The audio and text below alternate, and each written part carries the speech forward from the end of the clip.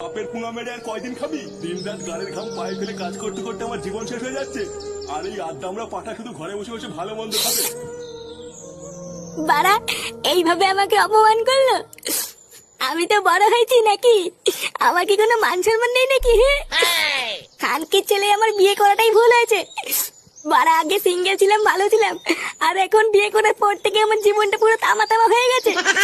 লেওরা বালের সংসার করছে আমার।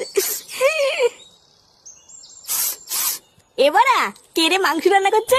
সেটা ভাঙা গন্ধ বেরোচ্ছে তো। হ্যাঁ বাড়া কতদিন মাংস ভালো মন্দ খাই না।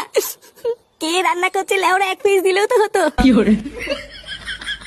লেওরা ভালো মন্দ খেতে গেলে না সংসারে টাকা দিতে হয়, বুঝলি তো? না হলে অন্তত হাতে হাতে কাজ করে দিতে হয়। আরে হ্যাঁ বাড়া, বাবা তো বলেছিল হাতে হাতে কাজ করে দিলে বাড়িতে ভালো মন্দ রান্না হবে। না বাড়া যাই, হাতে হাতে একটু বাড়ি থেকে কাজ করে দিয়ে গিয়ে।